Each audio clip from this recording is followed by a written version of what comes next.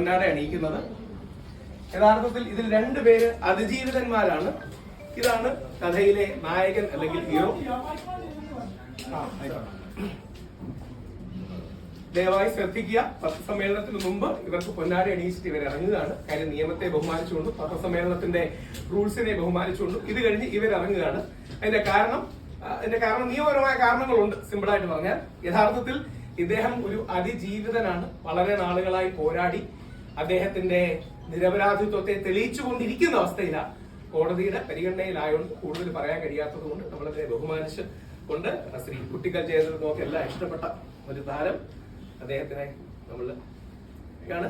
മൂന്നാമതേ താങ്കൾക്കുള്ളൂ, അതിനൊരു കാരണവും കൂടിയുണ്ട്. ഇനി ഇദ്ദേഹവും യഥാർത്ഥത്തിൽ ഒരു അതിജീവിതനാണ്. ഞാനും മുകേഷും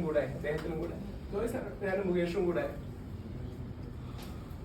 ഇദ്ദേഹവും യഥാർത്ഥത്തിൽ അതിജീവിതനാണ്. ആരെന്ന് തൽക്കാലം പറയുന്നില്ല.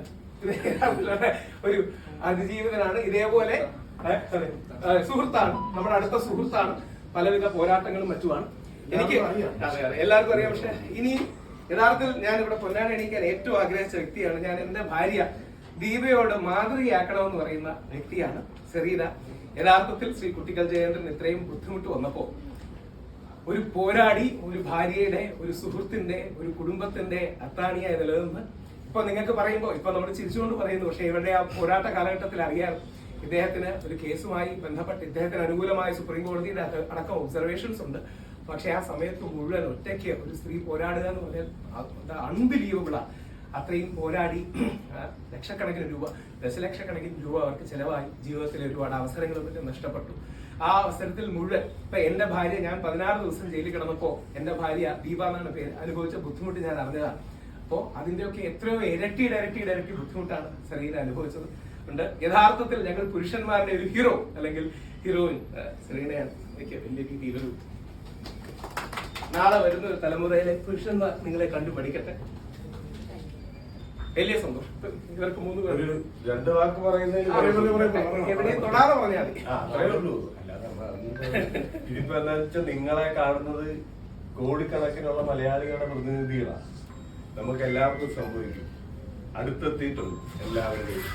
അത് എനിക്ക് പറയാനുള്ളൂ. ആ സാഹചര്യത്തിൽ എന്നെ പോലെ ഒരുത്തൻ തെറ്റ് ചെയ്തിട്ടില്ല, ചിന്തിക്കാൻ പോലും സാധിക്കാത്ത കാര്യങ്ങളാണ്. തെറ്റ് ചെയ്തിട്ടില്ല എന്ന് പറഞ്ഞിട്ട് കാര്യമില്ല. അത് തെളിയിക്കാനും അതിനുവേണ്ടി പൊരുതാനും ഒരാൾ പുറത്തുണ്ടാവണം.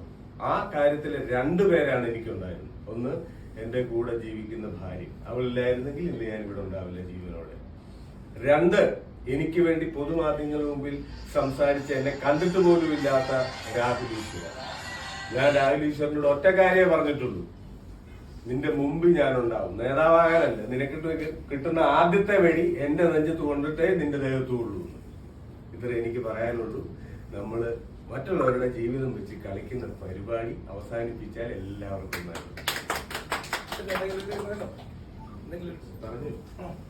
സത്യം പറയുകയാണെങ്കിൽ ഞാനൊരു അപകടയാണ്. കാരണം പെട്ടെന്ന് ഉറക്കത്തിൽ അടി കിട്ടിയ പോലെ ഇങ്ങനെ ഒരു കേസ് വന്ന സമയത്ത് ജയന്റെ സൈഡിലെ അച്ഛനോ അമ്മയോ കൂടപ്പിറപ്പുകളോ ആരുമില്ല. ഞാനാണെങ്കിലും ഇങ്ങനെ കൂടെ നടക്കുക എന്നല്ലാതെ പുറംലോകമായിട്ട് വലിയ ബന്ധങ്ങളും കാര്യങ്ങളും ഇല്ലാത്ത ഒരാളാണ്. പക്ഷെ എനിക്ക് ഒറ്റ കാര്യം മാത്രമേ പറയാനുള്ളൂ, ആണുങ്ങളെ വിശ്വസിക്കാം, പക്ഷെ പെണ്ണുങ്ങളെ ഒരിക്കലും വിശ്വസിക്കാൻ പറ്റില്ല. കുറച്ച് സ്ത്രീകളെ, കാരണം കുറച്ച് ഫ്രണ്ട്സൊക്കെ എന്നെ ഹെൽപ്പ് ചെയ്തിട്ടുണ്ടായിരുന്നു. പക്ഷെ സ്ത്രീകളെ ഭാഗത്തു നിന്നാണ് ഭയങ്കരമായിട്ട് പണി കിട്ടിയിട്ടുള്ളത്. ഒരിക്കലും സ്ത്രീകളെ വിശ്വസിക്കരുത് എന്നാണ് ഞാൻ ഈ കേസ് വന്നപ്പോൾ പഠിച്ചിട്ടുള്ള ഒരു പാഠം. ചില സ്ത്രീകൾ, അതാണ് കുറച്ച് സ്ത്രീകള് ഈ പറയുന്ന സോഷ്യൽ മീഡിയയില് ഒരാൾ ദിലീപേട്ടനെ അല്ലെ സിദ്ദിഖേട്ടനെ ഇതുപോലെ തെറി വിളിക്കുക, ഇവരും പറയുന്ന സ്ത്രീത്വം ആ വാക്ക് ഉച്ചരിക്കാൻ പോലും യോഗ്യത ഇല്ലാത്ത ആൾക്കാർ. കാരണം കമന്റ്സിൽ വരുന്ന തെറികൾ നിങ്ങൾ ശ്രദ്ധിക്കണം. ഇപ്പൊ ഈ ഒരു ഇഷ്യൂ വന്ന് മഞ്ജു ചേച്ചിക്ക് സപ്പോർട്ട് ചെയ്തൊരു സംഭവം ഇട്ട് എന്ന് പറഞ്ഞ സമയത്ത് ഞാൻ അവരുടെ അടുത്ത് മാന്യമായിട്ട് സംസാരിച്ചു. പക്ഷെ അവരാണ് തെറി പറഞ്ഞതും കാര്യങ്ങളും. അപ്പം ഈ സ്ത്രീകളടുത്താണ് പറയാനുള്ളത്, എന്തെങ്കിലും ഒരു ദേഷ്യം വരുമ്പോഴത്തേക്ക് ആണുങ്ങളെ ജയിലിൽ അടയ്ക്കാൻ വേണ്ടി ഇങ്ങനെ കള്ളക്കേസ് കൊടുക്കുമ്പോൾ നിങ്ങൾ ചിന്തിക്കണം, അവർക്ക് ഫാമിലി ഉണ്ട്. ഒരിക്കലും ഞങ്ങൾ ആത്മഹത്യ ചെയ്യില്ല എങ്ങനെയെങ്കിലും, കാരണം സത്യം എന്ന് പറഞ്ഞൊരു സംഭവം ഉണ്ടല്ലോ.